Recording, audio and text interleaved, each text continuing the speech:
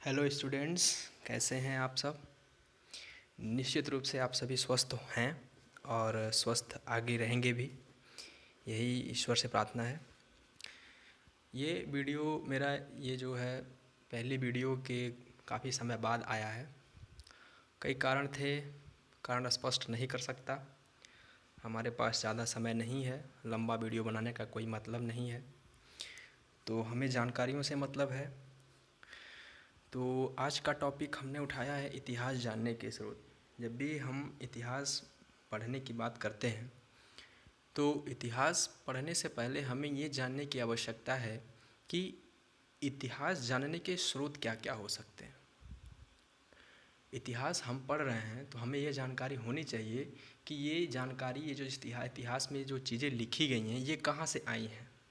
ठीक है, तो इतिहास पढ़ने के पहले हमें उनके स्रोतों के बारे में पहले जानना होगा कि कौन से ऐसे स्रोत हैं जिनसे हम ये जान पाते हैं कि ये घटना हुई थी, या ये कह सकते हैं कि ये स्रोत प्रमाण को दर्शाते हैं कि ये प्रमाण है, इस प्रमाण की वजह से हम इसको सत्य मान सकते हैं। ऐसा नहीं है कि कोई भी कहानी हम कहते जाएं और उसका कोई प्रमाण ना दे सकें। ठीक है, तो इतिहास में बहुत सारी ऐसी चीज़ें हैं, कई किंवदंतियाँ हैं, कई ऐसे फैक्ट्स हैं जो प्रमाणित भी होते हैं। तो इन्हीं स्रोतों के बारे में पहले हम चर्चा करेंगे। ठीक है, फिर इन स्रोतों के चर्चा करने के बाद फिर हम इतिहास का अध्ययन शुरू करेंगे। ठीक है, तो चलिए आगे बढ़ते हैं। तो मैंने भी चर्चा किया इसके बारे में। ठीक है, तो हम कौन कौन से स्रोतों से हम इतिहास जान सकते हैं। ठीक है, तो पहला आपका जो स्रोत है ये क्या दिख रहा है हमको, साहित्यिक साक्ष्य। साहित्यिक जिन भी कवियों ने, ऋषियों ने, मुनियों ने, राजकवियों ने, व्यक्तियों ने, अन्य ने साहित्यिक रूप से जो भी साक्ष्य प्रस्तुत किए, इतिहास में जो भी साहित्य लिखे गए, उसके माध्यम से हम इतिहास जानने की कोशिश कर सकते हैं। ये पहला स्रोत हो गया। दूसरे स्रोत की बात करें तो विदेशी यात्रा विवरण। विदेशी यात्रा विवरण मतलब जो ऐसे लोग जो विदेश से आए हमारे यहाँ, हमारे भारत में विदेश से आए। बहुत सी ऐसी देश हैं, अन्य देश हैं जहाँ से भारत में लोग आए। जैसे चीन की बात करें, चीन से भी हमारे यहाँ दार्शनिक आए, यात्री आए, बौद्ध भिक्षु भी आए। यूरोप के साइड से आए, मध्य एशिया से आए, मध्य एशिया से आए आपके ईरान से आए, इराक से आए। ईरान पहले ज़माने में फ़ारस हुआ करता था। इराक का पहला नाम, पुराने ज़माने का नाम मेसोपोटामिया हुआ करता था। फिर आपका मिस्र से भी आए कुछ, फिर उसके बाद से सीरिया से भी आए, और भी लोग आए। सिकंदर भी आया यूनान से, बहुत से लोग आए, सिकंदर के साथ भी कुछ लोग आए। तो इन लोगों की यात्रा का जो विवरण है उसमें भी भारत के संबंधित भूगोल, अर्थव्यवस्था, भारत के रहने वाले लोग, उनका सांस्कृतिक कार्यक्रम वगैरह, ठीक है, भारत की संस्कृति, इन सब के बारे में जानकारी हमको उनकी किताबों से मिलते हैं। तीसरा स्रोत है आपका पुरातात्विक साक्ष्य। पुरातात्विक साक्ष्य कह दे तो सबसे मोस्ट इम्पोर्टेंट है। ठीक है, मोस्ट इम्पोर्टेंट इसलिए है क्योंकि एक विधि आप लोगों को पता होगी, कार्बन डेटिंग विधि। ठीक है, जो C14 नाम का एक कार्बन का समस्थानिक है, जिसके मदद से हम उस पुरातत्व जो हमको ज़मीन से खुदाई होकर प्राप्त होता है उससे हम जानकारी प्राप्त करते हैं कि ये कितने वर्ष पुराना है। ठीक है, और पुरातात्विक साक्ष्य में आगे और भी हम चर्चा करेंगे, लेकिन हम वन बाय वन चेक करते हैं। अच्छा, साहित्यिक साक्ष्य में कौन कौन से हो सकती हैं चेक किया जाए तो साहित्यिक साक्ष्य में हम दो टाइप से इसको डिफाइन कर सकते हैं, धार्मिक साहित्य, लौकिक साहित्य। ठीक है, धार्मिक साहित्य और लौकिक साहित्य। और विदेशी यात्रा विवरण की बात करें तो इसमें कहाँ कहाँ से आए, यूनान से, यूनानी रोमन लेखक, जो यूनानी रोमन लेखक आए। ठीक है, चीनी लेखक, अरबी लेखक। चीनी लेखक मैंने अभी ऐसे चर्चा किया, जैसे ह्वेनसांग हुए, ठीक है, इत्सिंग हुए, ह्वीली हुए। इसके बाद एक और थे आपके फाहियान थे, सबसे पहले फाहियान ही आए थे। अरबी लेखक में आपके अलमसूदी हैं, सुलेमान हैं, और भी थे। तो ऐसे ऐसे हैं। ह्यूमन यूनानी लेखक में आपके सिकंदर के पहले जो आए और सिकंदर के बाद आए जो, और सिकंदर के साथ जो आए, वो सब लेखक हैं। तो इनके बारे में आगे हम चर्चा करेंगे अभी। उसके बाद पुरातात्विक साक्ष्य में आता है आपका पहला अभिलेख, दूसरा मुद्राएं, तीसरा मूर्तियाँ एवं चित्रकला। ठीक है, अभिलेख के बारे में भी हम चर्चा करेंगे, मुद्राओं के बारे में भी चर्चा करेंगे। मुद्राओं जो ज़मीन में पड़ी मुद्रा खुदाई के बाद मिली हमें, ठीक है, उस पे बनी आकृतियाँ, उस पे बने ऐसे चित्र जिससे हम और कुछ पता लगा सकते हैं। ठीक है, और ये भी पता लगा सकते हैं कार्बन डेटिंग विधि से कि वो किस काल की सिक्के हैं, कितने पुराने सिक्के हैं वो। उसी तरीके से अभिलेखों के ऊपर समझ लीजिए एक तरह का पत्थर प्रस्तर लेख होता है। ठीक है, जिस पे वहाँ पे पुराने जो संबंधित राजा वगैरह लोग थे उन्होंने अपने बारे में चर्चा करके लिखवाया था, खुदवाया था उस पे, तो उससे हमें जानकारी मिलती है। और मूर्तियाँ चित्रकला के बारे में भी जानकारी हमें मिलती हैं। जैसे मूर्तियाँ, सबसे पहली मूर्ति हमें सिंधु घाटी सभ्यता से मिली थी, आप लोगों को पता होगा, जिसे मातृ देवी की मूर्ति भी कहते हैं। उसके बाद बहुत सारी मूर्तियाँ मिली। ठीक है, त्रिमूर्ति की मूर्ति मिली जिसमें ब्रह्मा विष्णु महेश एक साथ हुआ करते थे। तो इससे हमको जानकारी मिलती रहती है।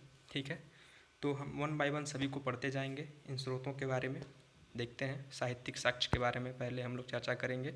इसमें बताया गया धार्मिक साहित्य और लौकिक साहित्य। धार्मिक साहित्य में हम कितने बिंदुओं को देख सकते हैं, पहले उसको चर्चा किया जाए। पहला बिंदु है, अच्छा, इतने आपकी धार्मिक साहित्यों के बारे में हमें देखना है। और लौकिक साहित्य के बारे में बात कर लिया जाए तो ऐतिहासिक ग्रंथ, जीवनी ग्रंथ, विशुद्ध ग्रंथ, ये लौकिक साहित्य के। अब अच्छा, धार्मिक साहित्य और लौकिक साहित्य में अंतर क्या है समझ लीजिए। धार्मिक साहित्य ऐसे साहित्य हुआ करते थे या हुआ करते हैं जो पूर्णतः धर्म के ऊपर या धर्म से संबंधित हैं। ठीक है, और लौकिक साहित्य, इनको आप दूसरी भाषा में धर्मनिरपेक्ष भी कह सकते हैं। ठीक है, जिनका किसी भी धर्म से कोई लेना देना नहीं है। ठीक है, तो हम धार्मिक साहित्य के बारे में पहले चर्चा करते हैं। इसमें पहला बिंदु है वेद। आप लोगों को पता होगा हिंदू धर्म में वेद का शाब्दिक अर्थ है ज्ञान। ठीक है, और आप लोगों को ये भी पता होगा कि कितने वेद हैं, 4 वेद हैं। जी हाँ, ऋग्वेद, यजुर्वेद, सामवेद, अथर्ववेद। इनके बारे में हम अगले वीडियो में चर्चा करेंगे, वेद के बारे में। ठीक है, ये पूरा एक लेक्चर ले लेगा अगर हम बात करेंगे ऋग्वेद, यजुर्वेद, सामवेद, अथर्ववेद के बारे में। इनके अलग अपने ब्राह्मण ग्रंथ होते हैं, अलग अलग चीज़ें इनकी होती हैं। ठीक है, इनके अपने अलग अलग मंडल में, जैसे गायत्री मंत्र वगैरह के बारे में प्रश्न पूछता है। कौन सा ऐसा पूछता है कभी कभी कि कौन से वेद में गद्य और पद्य दोनों में लिखे गए हैं। तो इन सब पे हम चर्चा करते जाएंगे। तो पहले हम अभी आउटलाइन देखते जा रहे हैं। हम साक्ष्य के बारे में चर्चा कर रहे हैं, तो हमें साक्ष्य को ही पता करने दीजिए। आगे की वीडियो में हम लोग डीपली चर्चा करेंगे इसके बारे में। तो 4 वेद हो गए। उपनिषद, ये भी क्वेश्चन पूछता है कई बार कि उपनिषद का शाब्दिक अर्थ क्या है। ठीक है, तो ये इजी सा आंसर है कि समीप बैठना, गुरु के समीप बैठकर ज्ञान प्राप्त करना उपनिषद कहलाता है। ठीक है, तो अच्छा, इनकी कभी कभी क्वेश्चन पूछ देता है प्रमाणिक संख्या। ये जान लीजिए प्रमाणिक संख्या इनकी 12 है। और एक क्वेश्चन उपनिषद से और बनता है कि सत्यमेव जयते, ये कहाँ से लिया गया है। आप लोगों को पता होना चाहिए, ये मुंडको उपनिषद से लिया गया है। ठीक है, इसके बाद आता है आपका अरण्यक। अरण्य मतलब एक वन का पर्यायवाची होता है। अरण्य वन का पर्यायवाची होता है। ठीक है, कानन भी होता है, अटवी भी होता है, ऐसे बहुत सारे आपके पर्यायवाची शब्द हैं वन के। तो अरण्यक जो है ये क्या है, अरण्यक ऐसे साहित्य होते थे जो वनों में लिखे जाते थे। ठीक है, वनों में लिखे गए साहित्यों को हम अरण्यक कहते हैं। इनका शाब्दिक अर्थ जानिए। ठीक है, अब पुराण की बात करें तो इनकी प्रमाणिक संख्या 18 है। ठीक है, पुराण जो है आपकी प्राचीन काल से गुप्त काल तक के पर्याप्त इतिहास सामग्री है। ठीक है, पुराण जो है, लेकिन दुर्भाग्यवश इनके पास पुराणों में जो है तिथि परक नहीं है, तिथि क्रम में नहीं लिखा गया है। इसी वजह से हम इन पुराणों में ज़्यादा विश्वसनीयता नहीं दिखा पाते हैं। ठीक है, तो पुराण जो है ये, इसमें इतिहास की बहुत अच्छी जानकारी मिलती है, लेकिन हम यहाँ पे कमज़ोर इसलिए पड़ जाते हैं क्योंकि इसमें कहीं भी किसी प्रकार का कोई तिथि अंकित नहीं है। ठीक है, तो पुराण के बारे में भी हम आगे चर्चा करेंगे। इसके बाद आता है आपका स्मृति।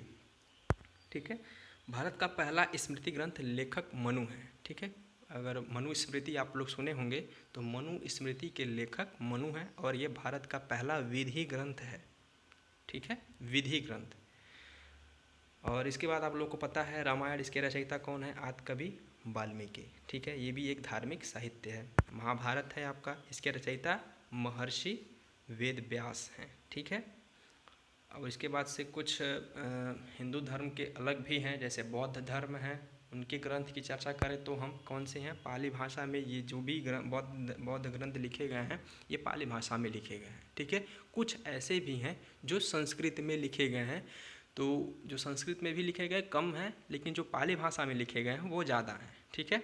तो पाली भाषा में मुख्य रूप से त्रिपिटक है, और त्रिपिटक के अंदर विनय पिटक, सुक्त पिटक, अभिधम्म पिटक, ये 3 पिटक आते हैं। इन तीनों के बारे में आपको जानकारी रखनी है, ठीक है। क्वेश्चन पूछ देता है कि त्रिपिटक में कौन से ग्रंथ आते हैं, ठीक है। तो वैसे भी आप अगर जानकारी चाहते हैं तो जो आपका विनय पिटक है, विनय पिटक में क्या है? आपका संघ संबंधी नियम बताए गए हैं, और सूक्त पिटक में धार्मिक सिद्धांत, और अभिधम्म पिटक में दार्शनिक सिद्धांत, किसके? बौद्ध धर्म के, ठीक है। एक और इनकी जातक कथाएं भी हैं। जातक कथाएं 559 या 569 करके हैं इसकी, चलिए देखते हैं। तो कुछ जातक कथाएं हैं, क्वेश्चन बनता भी है कि जातक कथाएं इनमें से किससे संबंधित हैं? तो आप लोगों को पता होना चाहिए कि गौतम बुद्ध से जातक कथाएं संबंधित हैं। इसके बाद जैन ग्रंथ आता है, ठीक है। जैन ग्रंथ, एक क्वेश्चन एक बार पूछा था कि जैन ग्रंथों को क्या कहा जाता है, ठीक है, जैन साहित्य को, तो इनको आगम कहा जाता है। जैन साहित्य को हम क्या कहते हैं? आगम, ठीक है, ये भी याद रखिएगा। अब लौकिक साहित्य की बात करें तो लौकिक साहित्य में आपका है ऐतिहासिक ग्रंथ, जीवनी ग्रंथ और विशुद्ध ग्रंथ। ऐतिहासिक ग्रंथ में अगर हम देखें, ऐसे ग्रंथ जो कह लीजिए कि किसी धर्म से कोई संबंध नहीं रखते, ठीक है, लेकिन एक हमें इतिहास का प्रमाण अवश्य देते हैं, ठीक है। जैसे अगर देखा जाए तो कल्हड़ की राज तरंगिणी, ठीक है, ये आप लोग याद रखिएगा हमेशा।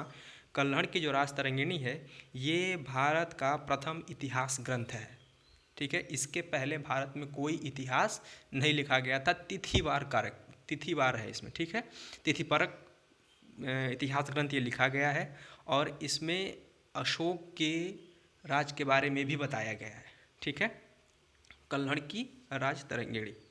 और इसमें क्या है? कश्मीर का इतिहास, ठीक है, कश्मीर के इतिहास के बारे में कल्हड़ जी ने राज तरंगिणी लिखी है, ठीक है।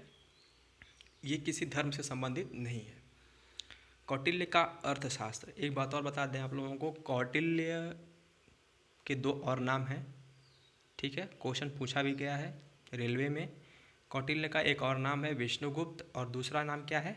चाणक्य। ये 3 नाम इनके हैं, कौटिल्य, चाणक्य, विष्णुगुप्त, ठीक है। और इन्होंने लिखी अर्थशास्त्र। नाम से तो ये आपका अर्थशास्त्र है, लेकिन ये भारत का प्रथम राजनीति शास्त्र है। पूर्णतः राजनीति पे बनाया गया, लिखा गया अर्थशास्त्र है ये, ठीक है। जिससे हमें मौर्य वंश का पूरा शासनकाल मिलता है, पूरा मौर्य वंश की पूरी राजनीतिक व्यवस्था हमें जानकारी मिलती है इससे, ठीक है, कौटिल्य के अर्थशास्त्र से, ठीक है। इसके बाद से आपका पाणिनि का अष्टाध्यायी है। अष्टाध्यायी पूर्णतः आपका जो आज आप व्याकरण पढ़ते हैं, चाहे हिंदी व्याकरण हो या संस्कृत व्याकरण हो, वो अष्टाध्यायी से ही लिया गया है, जिसको किसने लिखा है? पाणिनि ने, महर्षि पाणिनि ने लिखा है। उसके बाद आता है आपका पतंजलि का महाभाष्य। महाभाष्य समझ लीजिए एक अष्टाध्यायी का एक टीका है, ठीक है, अष्टाध्यायी का एक महाभाष्य टीका है, जिसको महर्षि पतंजलि ने लिखा हुआ है, ठीक है। उसके बाद से आपका आता है जीवनी ग्रंथ, ठीक है। जीवनी ग्रंथ ऐसे ग्रंथ होते हैं जो ग्रंथ किसी पर्टिकुलर व्यक्ति के जीवन के ऊपर लिखी गई हैं, जैसे बाणभट्ट का हर्षचरित, ठीक है, जो हर्षवर्धन की जीवनी पर लिखा गया है। हर्षवर्धन कैसा व्यक्ति था, हर्षवर्धन अपने शासनकाल में कहाँ कहाँ यात्रा किया, हर्षवर्धन अपने उसके शासनकाल में कैसे उसका शासन था, उसके लोग कैसे थे, उसके शासनकाल में कौन से यात्री आए, यानी उसके जीवन में टोटल उसने क्या क्या दान किया, ये सब चीज़ें जो भी हैं वो बाणभट्ट के हर्षचरित्र में मिल जाएगा। इससे हमें हर्ष के बारे में जो भी जानकारी है, हर्ष के समय के बारे में जानकारी जो मिलती है वो अति महत्वपूर्ण है, ठीक है। अब विशुद्ध ग्रंथ की बात करें तो विशुद्ध ग्रंथ मतलब शुद्ध रूप से लिखा गया। ठीक है, हर्षवर्धन द्वारा रचित 3 नाटक। ये क्वेश्चन कई बार पूछा है कि नागानंद, रत्नावली और प्रियदर्शिका ये किसके द्वारा लिखा गया है, तो ये हर्षवर्धन द्वारा लिखा गया 3 नाटक है।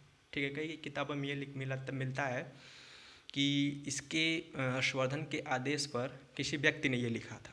ठीक है, तो कई जगह बातें हैं, कई जगह की मिलती हैं, तो आप लोग यही ध्यान रखिएगा कि अगर क्वेश्चन पूछे आपसे कि नागानंद, रत्नावली तथा प्रियदर्शिका ये 3 नाटक किसके द्वारा लिखे गए हैं, तो हर्षवर्धन द्वारा। ठीक है, इसके बाद आता है कालिदास का समय। कालिदास के भी 2 नाटक बता दे रहे हैं, और भी नाटक इन्होंने लिखे हैं, जैसे अभिज्ञान शाकुंतलम, मालविकाग्निमित्रम। ये सब संस्कृत में, विशुद्ध संस्कृत में लिखे गए हैं। ठीक है, आगे बढ़ते हैं। विदेशी यात्रा विवरण की बात करें हम। ठीक है, अब इसमें हम विदेश से आए लोगों की बात करेंगे। ठीक है, अभी हमने यूनानी रोमन लेखकों को अलग कर दिया है, अभी हम चीनी लेखक और अरबी लेखकों की बात करेंगे। ठीक है, यूनानी रोमन लेखकों को हम अगले स्लाइड में देखेंगे। तो जो चीनी लेखक हैं आपके कौन कौन से हैं, पहले हैं आपके फाहियान। इन्होंने 399 से 414 ईस्वी के मध्य में भारत में रहा, करीब 15 वर्ष इन्होंने गुजारे भारत में, और इन्होंने अपनी एक रचना लिखी फोक युग की, जिसका शाब्दिक अर्थ है भारत दशा का विवरण। ठीक है, और ये कब आए भारत में, चंद्रगुप्त द्वितीय विक्रमादित्य के समय में इन्होंने भारत की यात्रा की। लेकिन ये अपनी जो फोक युग की किताब लिखी, ये पूर्णतः धार्मिक रूप से लिखी। ठीक है, धर्म की प्रचार के रूप में, धर्म के संबंधित रूप में इन्होंने लिखी। ठीक है, फाहियान ने। तो इससे हमें चंद्रगुप्त द्वितीय विक्रमादित्य के बारे में अधिक जानकारी प्राप्त नहीं हो पाती है, केवल धार्मिक रूप से जानकारी प्राप्त हो पाती है। अगले लेखक हैं आपके ह्वेनसांग। ये सबसे इम्पोर्टेंट कड़ी है आपके। ह्वेनसांग जो हैं ये 629 से 645 ईस्वी के मध्य में भारत में रहे, यानी कुल मिला के देखें तो 15 से 16 साल ये भारत में रहे। इन्होंने शिक्षा भी ग्रहण की और रचना की सीयू की। ठीक है, इसका मतलब होता है पाश्चात्य संसार के देश। ठीक है, ये किसके समय में आए, हर्षवर्धन के समय में। हर्षवर्धन का समय आपके छठी शताब्दी में आता है, और इसी समय हर्षवर्धन के समय में ह्वेनसांग भारत आए। एक क्वेश्चन बहुत ज़्यादा बनता है कि यात्रियों का राजकुमार किसे कहा जाता है। याद रखिएगा, ह्वेनसांग को यात्रियों का राजकुमार कहा जाता है। ठीक है, और हर्षवर्धन को ह्वेनसांग शिलादित्य कह के पुकारता था। ठीक है, अपनी सीयूकी में उन्होंने इनका नाम शिलादित्य लिखा हुआ है। अगला है नाम इत्सिंग। इत्सिंग जो हैं ये 673 से 675 ईस्वी तक रहे, 2 साल, और ये चीनी बौद्ध यात्री थे। इन्होंने बौद्ध भिक्षु के रूप में भारत की यात्रा की। और अगले हैं व्हेली, ये 7वीं शताब्दी में भारत आए, जो ह्वेनसांग के मित्र थे, और ह्वेनसांग के ऊपर इन्होंने जीवनी लिखी। ठीक है, कौन, व्हेली। याद रखिएगा, व्हेली ने ह्वेनसांग का जीवनी लिखा था, जो ह्वेनसांग का मित्र था।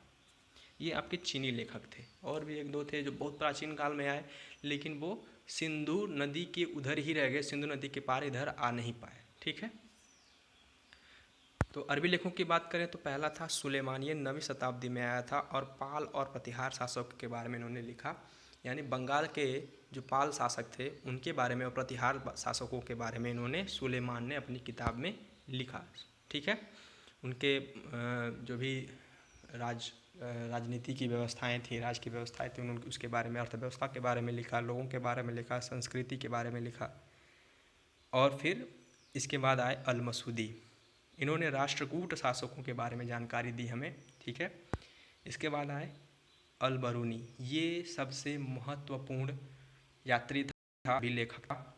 महमूद गजनवी के साथ ये भारत आया था। ठीक है, और इसने तहकीक हिंद या किताबुल हिंद, ठीक है, ये दोनों किताब का नाम एक ही है, तहकीक हिंद या किताबुल हिंद की रचना की। ये क्वेश्चन कई बार पूछा है कि किताबुल हिंद या तहकीक हिंद की लेखक कौन है, तो अल-बरूनी।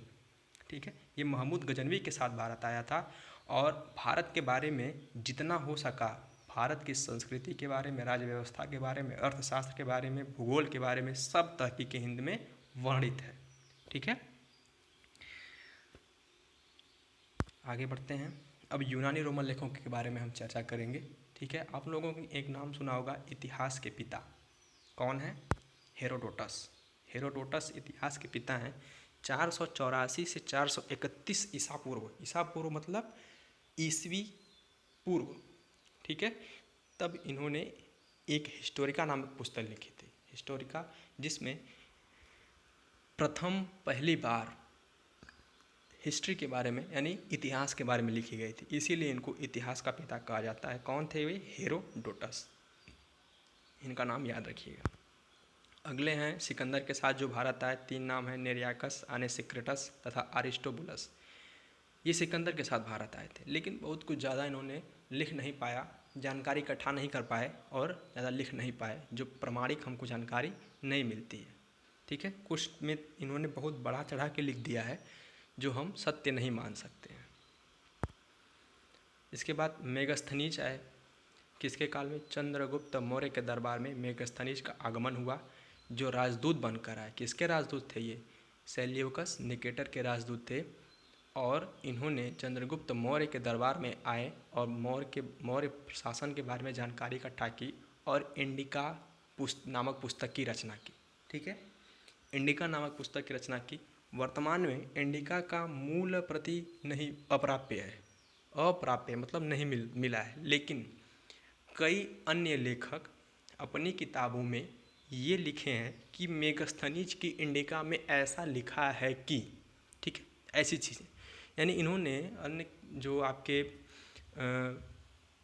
लेखक हैं उन्होंने ये प्रमाण दिया है कि मेगस्थनीज था कोई जो इंडिका नामक पुस्तक लिखा था, ठीक है। तो ये हो गए। अगले हम देखें तो डाइमेकस और डोनासियस, ठीक है, ये 2 यात्री भी आए और ये दोनों आए बिंदुसार के दरबार में। कई किताबों में आपको ये मिलेगा, जैसे लूसेंट की किताब में डाइमेकस जो है बिंदुसार के दरबार में आया और डायनोसियस जो है ये अशोक के दरबार में आया, लेकिन एनसीईआरटी की किताब से हम अगर देखें तो डाइमेकस और डायनोसियस दोनों बिंदुसार के दरबार में आए और ये दोनों अलग अलग राज्य से आए थे। डाइमेकस जो था ये एंटियोकस प्रथम सीरिया, जो सीरिया का राजा था, उसका दूत था, और जो मिस्र का राजा था फिलाडेल्फस टॉलमी द्वितीय, इसका जो राजदूत था वो डायनासियस था, ठीक है। ये 2 राजदूत थे, डाइमेकस और डायनासियस, ये दोनों बिंदुसार के दरबार में आए थे, ठीक है। और आप लोगों को ये भी जानकारी दे दें कि जो बिंदुसार थे ये अशोक के पिता थे, और सीरिया के राजा एंटियोकस से उन 3 चीज़ों की डिमांड की थी। ये क्वेश्चन पूछा है, वो चीज़ें कौन कौन सी थीं? ड्राई फ्रूट्स, दूसरा शराब, और तीसरा एक राजदूत। तो राजदूत के अलावा 2 चीज़ें बिंदुसार को प्रोवाइड की गई यानी प्रदान की गई, ठीक है। चलिए अगला मिलता है आपको फेरिप्लस ऑफ एरिथ्रियन सी, एक और किताब है फेरिप्लस ऑफ एरिथ्रियन सी, जो किसी अज्ञात लेखक ने लिखी है। अमूमन क्या होता है कि कोई भी लेखक अगर अपनी किताब लिखता है तो वो किताब के बारे में अपने बारे में ज़रूर लिख देता है, कि मान लीजिए किसी ने किताब लिखी तो अपने बारे में बता दिया कि मेरा नाम ये है, मैंने किताब लिखी है। लेकिन एक ऐसी बुक थी पेरिप्लस ऑफ एरिथ्रियन सी, जिस पर किसी भी लेखक के नाम अंकित नहीं थे, लेकिन इसमें हमको बहुत ही अच्छी जानकारी मिल जाती है भारत के भूगोल के बारे में, व्यापार के बारे में, जो अरब सागर और बंगाल की खाड़ी से व्यापार होते थे, उसके बारे में इस किताब में लिखा गया है। इसके बाद टॉलमी ने 150 ईस्वी में जियोग्राफी यानी भूगोल नामक पुस्तक लिखी, ठीक है, यानी भू संरचना में, ठीक है, भू संरचना में क्या है कि कैसी स्थिति है, इसके बारे में इसमें चर्चा किया गया था। टॉलमी ने ये पुस्तक लिखी है। इसके बाद आता है प्लिनी की नेचुरल हिस्टोरिका, ठीक है, यह नेचुरल हिस्ट्री इसको भी बोलते हैं। नेचुरल हिस्ट्री किसने लिखी है? प्लिनी ने, ठीक है। और इसमें क्या है, इटली और भारत के बीच व्यापार के बारे में लिखा गया है, ठीक है। इसमें प्लिनी ने ये लिखा है कि इटली का सारा सोना भारत चला जा रहा है, ठीक है। और एक चीज़ उसने और भी लिखी थी कि इटली का सारा सोना हम अनाज के बदले में दे रहे हैं, ठीक है। भारत में एक समय ऐसा था कि सबसे ज़्यादा अनाज होता था, ठीक है, और ये अनाज ये यूरोप के देशों में बेच करके उसके एवज में सबसे ज़्यादा सोने इकट्ठा करते थे हमारे भारत के लोग। तो प्लिनी ने यही लिखा है कि इटली का सारा सोना जो है ये भारत में चला जा रहा है केवल अनाज के बदले में, ठीक है। तो आगे बढ़ते हैं। इसके बाद आता है आपका तीसरा पुरातात्विक साक्ष्य। ठीक है, ये सबसे इम्पोर्टेंट माना जाता है और इसमें पहला पॉइंट है आपका अभिलेख। ठीक है, अभिलेख का मतलब समझ लीजिए, अभिधन लेख यानी विशेष लेख। विशेष लेख को अभिलेख कहते हैं। इसके बारे में देखा जाए, अभिलेखों के अध्ययन को एपिग्राफी या पूरा लेख शास्त्र कहते हैं। एपिग्राफी कहते हैं अभिलेखों के अध्ययन को, एपिग्राफी कहते हैं, याद रखिएगा। इसके बाद भारत के संदर्भ में सर्वाधिक प्राचीन अभिलेख मध्य एशिया के बोगजकोई से प्राप्त हुआ है। मध्य एशिया मतलब आपका तुर्कमेनिस्तान, किर्गिस्तान, तजाकिस्तान का जो क्षेत्र है, ये मध्य एशिया का क्षेत्र है और वहाँ पे एक स्थान था बोगजकोई, वहाँ से एक अभिलेख प्राप्त हुआ है जिस पर भारत के वैदिक देवता इंद्र, वरुण, मित्र एवं नासत्य के नाम उत्कीर्ण हैं। ठीक है, ये 4 देवताओं के नाम उस पर उत्कीर्ण है। इससे ये सिद्ध होता है कि जो वैदिक देवता यानी वैदिक लोग थे, यानी वैदिक कह सकते हैं आपकी जो वैदिक काल के यानी ऋग्वैदिक काल के जो व्यक्ति थे, इनका शासन मध्य एशिया तक था। ठीक है, इससे हमें ये जानकारी प्राप्त होती है। इसके बाद देखा जाए तो सबसे अच्छा हमारा भारत किस तरफ है, ये दक्षिण एशिया में है। ठीक है, और दक्षिण एशिया और मध्य एशिया पर वैदिक के लोगों का अधिकार था, वैदिक काल के लोगों का। सबसे पुराने अभिलेख हड़प्पा संस्कृति के मुहरों पर मिलते हैं जो 2500 ईसा पूर्व पुराने हैं। लेकिन इनकी लिपि कैसी है, भावचित्रात्मक लिपि है तथा ये अपठनीय है। अभी तक इनको कोई पढ़ नहीं पाया है। ठीक है, यानी भारत के हड़प्पा सभ्यता के या मोहनजोदाड़ो या सिंधु घाटी सभ्यता के अगर जितने भी अभिलेख मिले हैं हमें, वो क्या हैं, टोटली अभी अपठनीय हैं और इनकी जो लिपि है वो भावचित्रात्मक लिपि है। ये क्वेश्चन बनता है। ठीक है, अभी तक ये पढ़े नहीं जा सके। वैसे भी हमें अगर खुदाई से जानकारी प्राप्त हुई है उस समय काल की, तो बहुत ही उन्नति किस्म की सभ्यता थी। ठीक है, आगे हम चर्चा करेंगे इसके बारे में। इसके बाद जस्ट इसी का नंबर आएगा सिंधु घाटी सभ्यता का। अब जो पढ़े जा चुके हैं, जो पढ़ेगा अभिलेख, उनमें सबसे पहले अभिलेख अशोक महान के थे। ठीक है, ईसा पूर्व 3री सदी में अशोक महान के अभिलेख मिले हैं जिसको जेम्स प्रिंसप ने 1837 ईस्वी में पढ़ा। ठीक है, तो अशोक महान के जो भी अभिलेख मिले हैं ये सबसे पहली बार पढ़े गए किसके माध्यम से, जेम्स प्रिंसेप ने इसको पहले डिकोड किया और इसको पढ़ा। इसके बाद बात करें कि इसमें 3 लिपियां हमें आज तक बताई गई हैं और ये तीनों लिपियों में अशोक के अभिलेख मिले हैं, जैसे ब्राह्मी लिपि, खरोष्टी लिपि, यूनानी एवं आर्मेयिक लिपि। ठीक है, जो ब्राह्मी लिपि है वो बाएं से दाएं लिखी जाती है, खरोष्टी लिपि दाएं से बाएं। ठीक है, अगर ब्राह्मी लिपि की बात करें, जैसे हम लोग हिंदू धर्म के लोग क्या होता है कि बाएं से दाएं की तरफ लिखते हैं। ठीक है, लेकिन अगर वहीं उर्दू की बात करें तो उर्दू हमेशा दाएं से बाएं की तरफ लिखी जाती है, जिसको हम खरोष्टी लिपि कहते हैं। और जो बाएं से दाएं की तरफ लिखते हैं हम उसको बोलते हैं ब्राह्मी लिपि। और खरोष्टी लिपि से मिलता जुलता एक और लिपि है आर्मेयिक लिपि, जो अफ़गानिस्तान और उस तरफ के क्षेत्रों में ज़्यादा इसका प्रयोग हुआ है। ठीक है, अशोक के अभिलेखों में। ठीक है, और एक और फैक्ट हम आपको बता दें, एक आपका रेडियो कार्बन डेटिंग विधि है C14, एक ऐसा कार्बन का समस्थानिक है जो हर एक सजीव व्यक्तियों में या हर एक सजीव में पाया जाता है। ठीक है, चाहे पेड़ पौधे हों, मनुष्य हो, चाहे कोई भी वस्तु हो, उसमें C14 नामक एक कार्बन का समस्थानिक पाया जाता है, जिसकी मदद से हम उसके काल का निर्धारण कर सकते हैं। ठीक है, याद रखिएगा ये। आगे बढ़ते हैं। कुछ अभिलेख हमने यहाँ पे लिए हैं, इम्पोर्टेंट अभिलेख हैं। ठीक है, इनके बारे में हम देखते हैं। पहला हाथी गुम्फा अभिलेख है। ठीक है, ये उड़ीसा में है। ठीक है, और इससे संबंधित व्यक्ति कौन है, चेदी शासक खारवेल ने इसे उत्कीर्ण करवाया था, हाथी गुम्फा अभिलेख को बनवाया था। चेदी शासक का मतलब है कलिंग का शासक। कलिंग का शासक खारवेल था जिसने हाथी गुम्फा अभिलेख लिखवाया।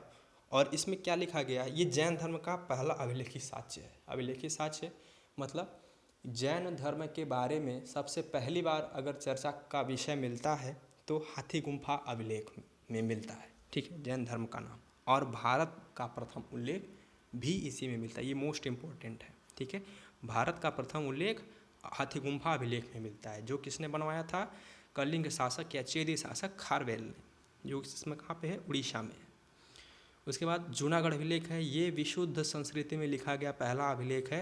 शक शासक रुद्रदामन ने इसे लिखवाया था, बनवाया था, ठीक है। ये कहाँ पर है, गुजरात में। जूनागढ़ कहाँ पे पड़ता है, गुजरात में, तो जूनागढ़ अभिलेख वहीं पर है और इसे शक शासक रुद्रदामन ने बनवाया था और ये विशुद्ध संस्कृति में लिखा गया पहला अभिलेख है। इसके बाद प्रयाग स्तंभ अभिलेख, ये सभी लोग जानते हैं, इसको समुद्रगुप्त ने लिखवाया था। इसके बाद में अकबर ने, जहांगीर ने अपने अपने लेख उत्कीर्ण किए और इसको समुद्रगुप्त के राजकवि हरिश्चंद्र द्वारा समुद्रगुप्त के विजयों का उल्लेख इस पे लिखा गया है। अगर ये अभिलेख नहीं होता तो हम समुद्रगुप्त के बारे में कोई जानकारी इकट्ठा नहीं कर पाते, ठीक है। यानी प्रयाग में, ये इलाहाबाद के प्रयाग में ये स्तंभ लेख, प्रयागराज में ये स्तंभ लेख है, ठीक है। एरण अभिलेख, वैसे तो कई एरण अभिलेख हैं मध्य प्रदेश में, बहुत सारे एरण अभिलेख हैं, लेकिन भानुगुप्त का जो एरण अभिलेख है ये मोस्ट इम्पॉर्टेंट है। क्यों? क्योंकि भानुगुप्त के एरण अभिलेख में सती प्रथा का उल्लेख मिलता है, ठीक है। सती प्रथा आप सभी लोग जानते होंगे, ठीक है। तो एरण अभिलेख कहाँ पर है, मध्य प्रदेश में है। एक और अभिलेख है एहोल अभिलेख, इस अभिलेख में क्या बताया गया है, ये इम्पोर्टेंट है, इसको पुलकेशिन द्वितीय ने बनवाया था, ठीक है। और इसमें ये बताया गया है कि पुलकेशिन ने हर्षवर्धन को पराजित किया था, ठीक है, ऐसा इसमें लिखवाया गया है। और इसमें ये भी लिखवाया गया है कि हर्षवर्धन को मार दिया गया किसके द्वारा, पुलकेशिन द्वारा, ठीक है, इस अभिलेख में लिखा गया है, ठीक है। तो उम्मीद है कि इन अभिलेखों में जो इम्पोर्टेंस आपको पता होने चाहिए और पता हो भी गए हैं। आगे बढ़ते हैं,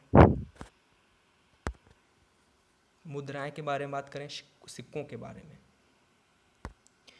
इसमें बात करें तो सिक्कों के अध्ययन को बोलते हैं न्यूमिस्मेटिक्स, इसको कहते हैं मुद्रा शास्त्र, न्यूमिस्मेटिक्स, ठीक है। इसको सिक्कों के अध्ययन को यही बोलते हैं, याद रखिएगा आप लोग। इसके बाद आता है भारत की सबसे प्राचीन मुद्राओं पर आकृतियाँ विद्यमान थी, ठीक है। इनमें आज के ज़माने में जो आपको सिक्के मिलते हैं, इनमें क्या होता है, जो भी आकृति हम चाह रहे हैं उत्कीर्ण कर सकते हैं, ठीक है।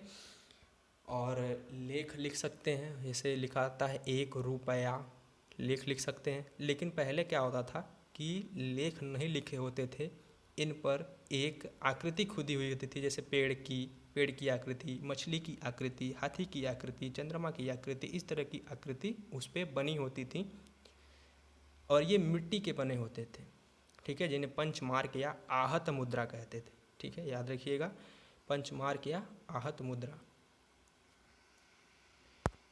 और इसके बाद एक मोस्ट इम्पॉर्टेंट पॉइंट आता है आपका, सिक्कों पर लेख व तिथि उत्कीर्ण करने की परंपरा सर्वप्रथम यूनानी शासकों ने शुरू की। इंडो ग्रीक शासकों ने सबसे पहली बार सिक्कों पर लेख और तिथि दोनों उत्कीर्ण करने की परंपरा शुरू की। इसके बाद गुप्त शासकों ने, अच्छा एक क्वेश्चन इसमें से थोड़ा सा आप लोगों का कन्फ्यूजन दूर होने वाला है, सोने के सिक्के सर्वाधिक किसने जारी किए, सोने की शुद्धता वाले सिक्के किसने जारी किए, तो ये यहाँ पे आज क्लियर हो जाएगा, क्योंकि ये पूर्णतः एनसीईआरटी से लिया गया है, जो भी यहाँ फैक्ट लिखा गया है। तो गुप्त शासकों ने सर्वाधिक सोने के सिक्के जारी किए, सबसे ज़्यादा सोने के सिक्के गुप्त शासकों ने जारी किए, जबकि सर्वाधिक शुद्ध सोने के सिक्के कुषाण शासकों ने प्रचलित किए, ठीक है। कुषाण शासकों ने सबसे ज़्यादा शुद्ध सोने के सिक्के जारी किए, तथा शीशे के सिक्के यानी जो कांच के सिक्के होते थे वो सातवाहन शासकों ने जारी किए। ये तीनों पॉइंट्स याद रखना है आपको। इसके बाद से एक समुद्रगुप्त के सिक्के पर ये मिला कि समुद्रगुप्त वीणा बजा रहा है, ठीक है। तो इससे हमें ये पता चलता है कि जो समुद्रगुप्त है वो क्या है, संगीत प्रेमी है या वीणा बजाने में वो दक्ष है, ठीक है। ये आपको पता होना चाहिए कि समुद्रगुप्त को वीणा बजाते हुए दिखाया गया है मुद्रा पे, इसका मतलब वो संगीत प्रेमी है। इसके बाद से सातवाहन शासक यज्ञश्री सातकर्णी की मुद्रा पर जलयान के चित्र मिले हैं, ठीक है, जलयान के चित्र। इसका मतलब ये बनता है, इससे ये सिद्ध होता है कि या तो वो जलयान प्रेमी था या उसके पास नौ सैनिक थे या नौसेना थी, ठीक है। तो यज्ञश्री सातकर्णी के पास नौसेना भी थी, ये सिद्ध होता है क्योंकि उसके सिक्कों पे जलयान के चित्र बने थे। ठीक है, तो इस तरह से हम जानकारी इकट्ठा कर सकते हैं सिक्कों के भी माध्यम से। आगे हम बढ़ते हैं तो मूर्तियों के बारे में सबसे अंतिम पॉइंट अब चर्चा करेंगे हम मूर्तियों के बारे में। ठीक है, तो सबसे पहली मूर्ति आपको मैंने बताया कि सिंधु घाटी में मिली, सिंधु घाटी सभ्यता में मिली। सिंधु घाटी से मिली वो कौन सी, संभवतः मातृ देवी की मूर्ति कही जा सकती है। ठीक है, एक ऐसे एक मातृ देवी की मूर्ति मिली। ठीक है, और ये कांसे की मूर्ति थी। ठीक है, आगे देखते हैं। प्राचीन भारत में मूर्तियों का निर्माण कुषाण काल से शुरू हुआ। ये क्वेश्चन कई बार पूछा है कि मूर्तियों का निर्माण कब से शुरू हुआ, तो कुषाण काल से। और पहली बार जो त्रिमूर्ति मिली, यानी ब्रह्मा विष्णु महेश की जो मूर्तियाँ मिली वो कहाँ से मिली हमें, गुप्त काल की हो सकती हैं। ठीक है, गुप्त काल की गार्मेंट डेटिंग विधि से पता किया गया तो त्रिमूर्ति जो मिली हमें खुदाई से वो गुप्त काल की बताई गई। ठीक है, तो आई होप इतनी ज़्यादा साक्ष्य आप लोगों को इतिहास पता करने में क्लियर है। यानी कोई भी इतिहास में कोई भी चीज़ अगर कही जाएगी एनसीईआरटी के इतिहास में, तो वो हवा में नहीं कही जाएगी, वो कोई किंवदंती नहीं होगी, किसी की कहानी नहीं होगी, वो पूर्णतः सत्य के ऊपर निर्भर होगी या प्रमाण के ऊपर निर्भर होगी। ठीक है, तो इतने चीज़ों का स्रोत बताने का मेरा यही मतलब था कि आप लोग जो भी पढ़ेंगे वो पूर्णतः प्रमाणिक पढ़ेंगे आप लोग। ठीक है, इसमें कोई किसी प्रकार की किंवदंती या कोई कहानी नहीं होगी। ठीक है, तो थैंक्स फॉर वाचिंग। और आप लोगों से रिक्वेस्ट है कि सब्सक्राइब ज़रूर करें, बेल आइकन दबाएं, लाइक करें, कमेंट करें, शेयर करें। और ये सब नहीं होगा तो फिर हम डिमोटिवेट हो जाएंगे हम। ठीक है, तो जिससे वीडियो आने में और देरी भी हो सकती है, तो इसे ज़्यादा शेयर करें ताकि ये मोटिवेट हों और वीडियो बनाएं। ठीक है, आप लोगों को और शिक्षित करते जाएं। ठीक है, तो एंजॉय करिएगा। आई होप सभी लोगों को ये समझ में आया होगा। Once again thanks.